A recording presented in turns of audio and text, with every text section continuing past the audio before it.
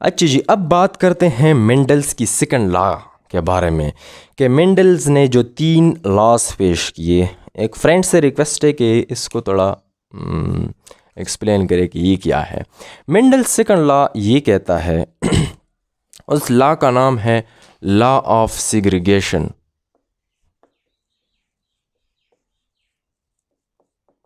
Law of segregation हमें ये बताता है कि देखिए एक ऑर्गेनिज्म है, अगर वो मेल है तो उसमें गेमीटोजेनेसिस होगी, मतलब स्पर्मेटोजेनेसिस होगी, उसमें जो गेमीट्स बनते हैं, स्पर्म्स बनते हैं। अगर वो फीमेल है तो उसमें oogenesis होगी, गेमीट्स मेल में भी बनते हैं और फीमेल में भी बनते हैं। अब गेमीट्स के दौरान क्या हो जाता है, मैंने आपसे पहले भी कहा कि हमारे यहाँ जीन्स होते हैं, चाहे वह प्लांट्स है, एनिमल्स है, जो भी ये जीन्स है हर ऑर्गेनिज्म में। अब वो जीन्स जो है पेयर्स फॉर्म में होते हैं, पेयर्स फॉर्म में फॉर एग्जांपल, और हर जीन जो है एक कैरेक्टर के लिए रिस्पॉन्सिबल है। फॉर एग्जांपल यहाँ पे जो मैंने ड्रा किए हैं ये आर, या ये फॉर एग्जांपल ये समझ लो, ये इसमें थोड़ी आसानी हो जाएगी। ये एक हेट्रोजाइगस कंडीशन है। एक होमोजाइगस कंडीशन होता है कि दोनों जो जीन्स है, दोनों एलील्स जो है, दोनों एलील्स वो या रिसेसिव फॉर्म में है या डोमिनेंट फॉर्म में है। इसको होमोजाइगोसिटी कहा जाता है।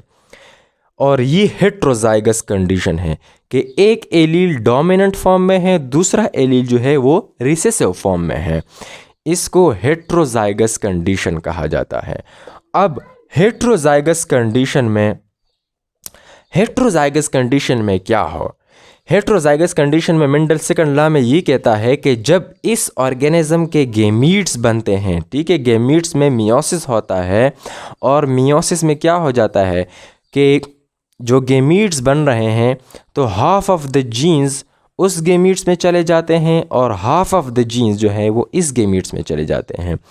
अब ये इसके गेमीट्स में ये चीज़ें आएंगे कि हाफ गेमीट्स में डोमिनेंट एलील आएगा और हाफ ऑफ द गेमीट्स में रिसेसिव एलील आएगा।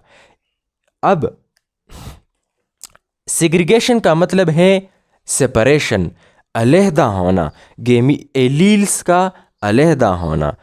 कुछ एलील्स उन गेमीट्स में चले जाएंगे और कुछ एलील्स इन गेमीट्स में चले जाएंगे, ठीक है जी।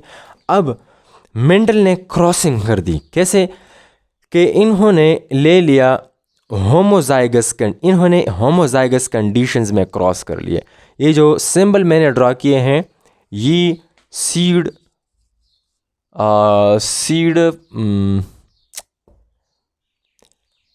शेप के लिए इन्होंने ये सिंबल्स रखे थे, small R and capital R. Capital R is for dominant condition, के मतलब अगर किसी में डोमिनेंसी और रिसेसिवनेस का कंसेप्ट इन्होंने पेश किया था। एक बात याद रखें कि मेंडल को कोडोमिनेंसी का पता नहीं था। कोडोमिनेंसी एक टर्म है जो कि आगे आएगा, उनको इस चीज़ का पता नहीं था। अगर मेंडल कोडोमिनेंसी में पंस जाते तो उन्होंने कभी भी ये पब्लिकेशंस और ये नाम नहीं कमाया होता।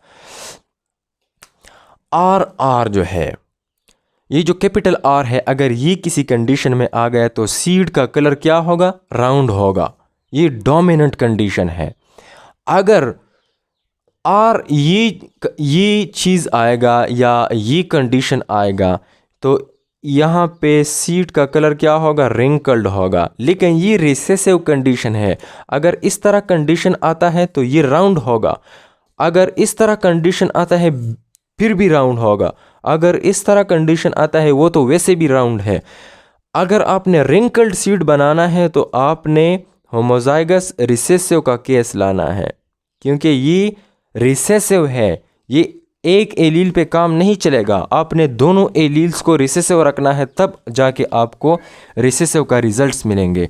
अब सेकंड लॉ ऑफ सेग्रीगेशन के बारे में मेंडल क्या कहता है। लॉ ऑफ सेग्रीगेशन के बारे में मेंडल ये कहता है कि देखो मैं ये क्रॉस कर रहा हूँ, इनके पहले गेमीट्स ड्रा कर दो। मियोसिस में इनके गेमीट्स बनेंगे। गेमीट्स इनमें क्या आएंगे, एक आर एक गेमीट्स में आ जाएंगे और जो दूसरा आर है ये दूसरे गेमीट्स में आ जाएंगे, हाफ हो जाएगा ना मियोसिस में।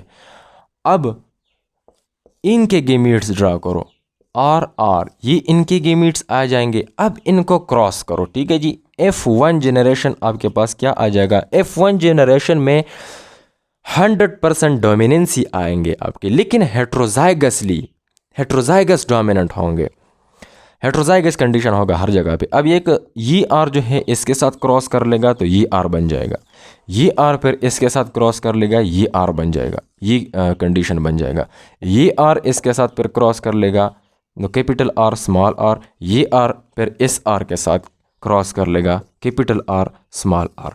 अब सीड के कलर, सीड्स आपके जितने भी आएंगे इन ऑफस्प्रिंग्स में ये सब राउंड होंगे, लेकिन हेट्रोजाइगस हो गए। इनके पेरेंट्स को देखे ये भी होमोजाइगस है, ये भी होमोजाइगस है, ये रिसेसिव है, ये डोमिनेंट है, लेकिन दोनों होमोजाइगस है। यहाँ पे जो ऑफस्प्रिंग्स आ गए सब हेट्रोजाइगस है। मेंडल ने फिर क्या कर दिया कि इसने F1 की जो जनरेशन है, ये F1 जनरेशन है सब, इन्होंने F1 जनरेशन को सेल्फ फर्टिलाइज कर दिया F2 जनरेशन जनरेट करने के लिए। सेल्फ फर्टिलाइजेशन उन्होंने कैसे की कि इससे एक आर आर का प्लांट ले लिया, कैपिटल आर और स्मॉल आर का, और यहाँ पर एक दूसरा आर आर ले लिया, कैपिटल आर और स्मॉल आर। हेट्रोजाइगस कंडीशंस को इन्होंने आपस में क्रॉस कर दिए।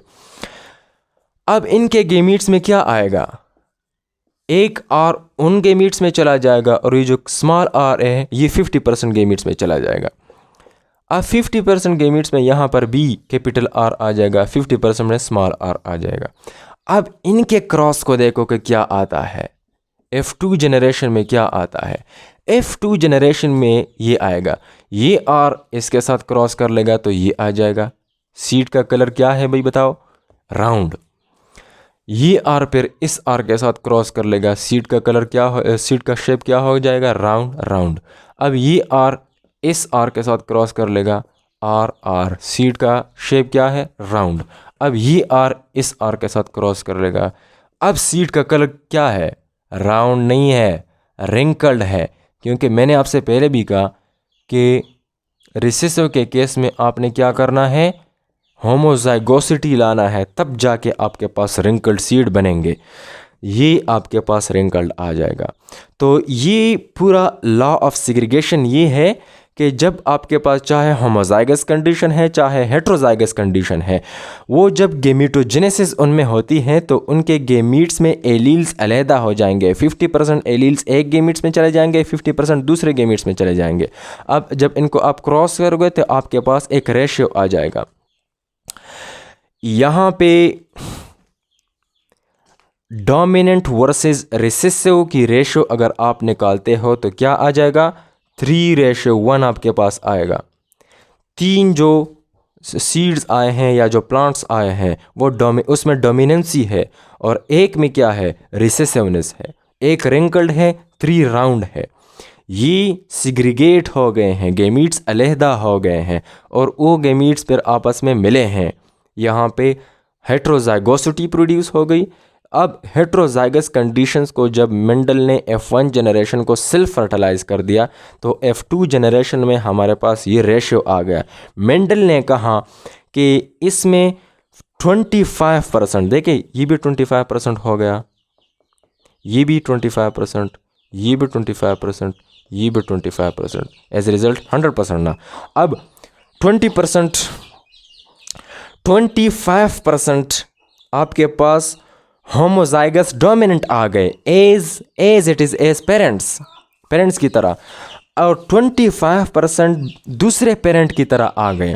और ये जो 25% प्लस 25% 50%, ये जो ऑफस्प्रिंग्स थे ये पेरेंट से मुख्तलिफ थे, हेट्रोजाइगस थे तो राउंड, लेकिन हेट्रोजाइगस कंडीशन था।